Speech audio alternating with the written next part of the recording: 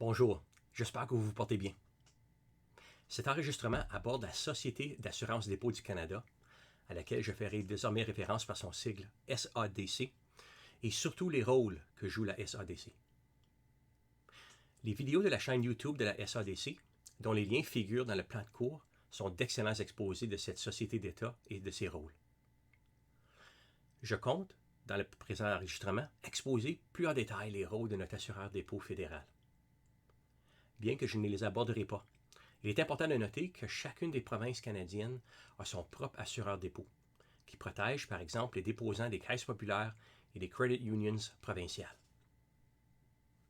Alors allons-y avec notre sujet en commençant avec la loi sur la SADC. Selon l'article 7 de la loi sur la SADC a pour mission les 4 éléments suivants. Premièrement, de fournir une assurance contre les risques de perte totale ou partielle des dépôts. Deuxièmement, d'encourager la stabilité du système financier au Canada. Troisièmement, de poursuivre les 2 éléments précédents de manière à minimiser les possibilités de perte pour elle-même. Et quatrièmement, d'agir à titre d'autorité de règlement pour ses institutions membres. En anglais, to act as the resolution authority for its member institutions. Examinons plus en détail le premier, troisième et le 4e élément de la mission de la SADC. En faisant cela, ceci vous permettra dans un même temps de comprendre la façon dont la SADC encourage la stabilité du système financier, en plus de sensibiliser les déposants actuels et potentiels de ces institutions membres de la protection qu'elle leur fournit. Alors commençons avec le premier élément, l'assurance dépôt. Les dépôts assurables sont automatiquement protégés jusqu'à concurrence de 100 000 $ par catégorie d'assurance dépôt par institution membre. Sont membres de la SADC les banques et d'autres institutions de dépôt fédérales. Les dépôts assurables sont des dépôts qui sont payables au Canada et qui sont soit des dépôts à vue, c'est-à-dire des comptes chèques et des comptes d'épargne, soit des dépôts à terme ou des dépôts en devises étrangères.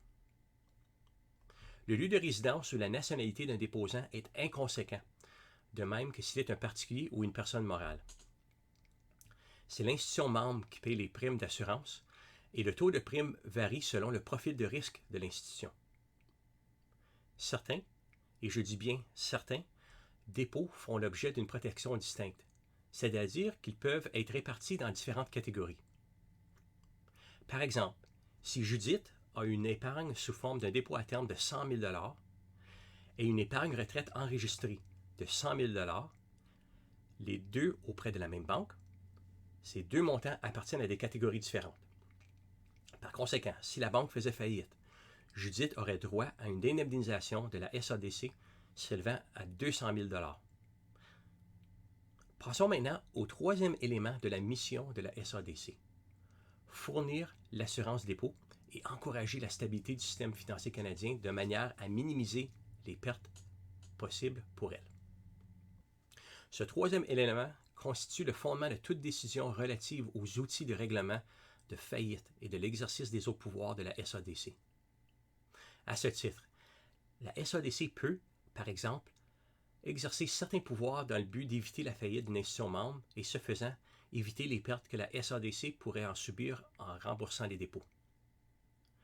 Ces pouvoirs comprennent la prestation d'un soutien financier à une institution membre qui n'est pas défaillante, mais qui approche la faillite, et la prestation d'un soutien financier à un acheteur potentiel d'une telle institution membre de petite ou moyenne taille. Alors maintenant au quatrième élément de la mission de la SADC, c'est-à-dire agir à titre d'autorité de règlement de la faillite de ces institutions membres. Tel qu'abordé dans le module 6, le paragraphe 4.4 de la loi sur le BSCF rappelle que l'efficacité de la réglementation prudentielle a des limites. Une institution financière peut éprouver des difficultés financières qui peuvent entraîner sa faillite. La SADC procède au règlement de la faillite d'une institution membre lorsque 2 conditions sont remplies. Premièrement, le surintendant des institutions financières, après avoir consulté le premier dirigeant de la SADC et les autres responsables des organismes qui composent le filet de sécurité financier, est d'avis que l'institution a cessé d'être viable ou est sur le point de ne plus l'être. Deuxième condition, le surintendant, la SADC, le ministre des Finances et le cabinet sont tous d'avis qu'à ce moment, l'institution ne devrait pas être fermée et mise en liquidation. Dans tous les cas, sauf pour une banque d'importance systémique, la SADC doit également être d'avis qu'une des opérations de restructuration visées à l'article 39.2 de la loi sur la SADC sera probablement effectuée rapidement. Nous discuterons dans quelques minutes des opérations visées à l'article 39.2, mais elles demandent toutes qu'un acheteur potentiel se manifeste. Depuis sa création en 1967, la SADC a réglé la faillite d'au-delà de 40 institutions membres.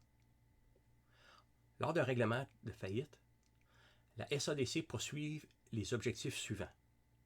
Premièrement, protéger les dépôts assurables. Deuxièmement, dans le code des banques d'importance systémique, assurer la continuité des services financiers essentiels. Troisièmement, éviter d'exposer les contribuables à des risques de perte. Quatrièmement, la stabilité du système financier.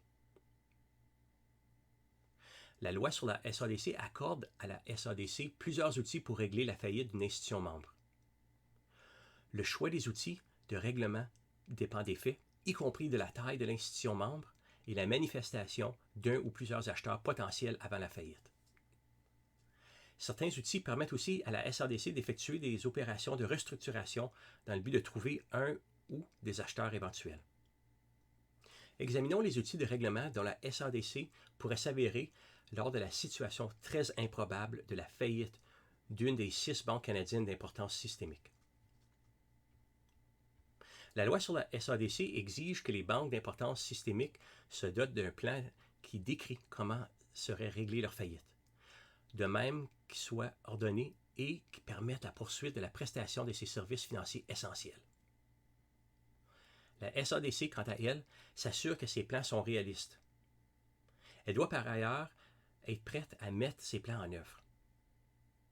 Grâce aux outils de règlement que le Parlement a conférés à la SADC lors de la crise financière mondiale de 2008 et par la suite, une banque d'importance systémique resterait ouverte et continuerait d'offrir des services bancaires courants à ses clients durant ce règlement de la faillite. En anglais, a Going Concern Resolution ou Open Bank Resolution. Par exemple, la loi sur la SADC permet à la SADC de prendre le contrôle temporaire d'une telle banque afin de la stabiliser et de restructurer ses activités de sorte à rétablir sa viabilité. Tel que je l'ai mentionné il y a quelques secondes, un objectif clé d'un règlement sans fermeture de l'institution est que ses produits et services financiers demeurent accessibles. Passons maintenant au règlement des autres membres. La loi sur la SADC confère à la SADC un plus grand nombre d'outils pour régler la faillite d'institutions membres de petite et moyenne taille en présumant la manifestation d'un ou plusieurs acheteurs potentiels prêts à reprendre tout ou une partie de ses affaires. Dans un tel cas, la SADC peut, avec l'accord du surintendant, du ministre des Finances et du cabinet discuté précédemment, prendre le contrôle de l'institution membre pendant une courte période, le temps de conclure sa vente sans avoir besoin de l'accord des actionnaires. Cet outil, qui se nomme Programme de restructuration des institutions financières, auquel je ferai désormais référence par son sigle PRIF, serait utilisé dans les cas où l'accord des actionnaires ou de l'actionnaire unique est improbable ou que l'obtention de cet accord prendrait trop de temps. Une prise de contrôle en vertu du PRIF aurait pour but d'assurer le maintien des fonctions vitales de l'institution et de protéger ses dépôts assurés jusqu'à la conclusion de la transaction avec l'acheteur. La SADC peut également faciliter la vente en vertu du PRIF en offrant à l'acheteur potentiel un soutien financier. Par exemple, une garantie ou une entente de partage des pertes. Si aucun acheteur potentiel ne devient un acheteur actuel au terme d'un PRIF, la SADC peut fermer l'institution défaillante, demander une ordonnance de sa liquidation, en anglais a Gone Concern Resolution, et indemniser les déposants. Avant de mettre fin au présent enregistrement, Résumons ce que nous venons d'aborder. Nous avons fait un survol des éléments de la mission de la SADC, notamment celui d'assureur dépôt de ses institutions membres et celui d'autorité de règlement de la faillite de ses institutions membres. Nous avons aussi mis en lumière que les dépôts assurables sont automatiquement protégés jusqu'à concurrence de 100 000 $ par catégorie d'assurance dépôt par institution membre. De plus, la loi sur la SADC accorde à la SADC plusieurs outils pour régler la faillite d'une institution membre. Le choix des outils de règlement dépend des faits, y compris de la taille de l'institution membre. Alors voilà qui met fin à l'enregistrement. À bientôt.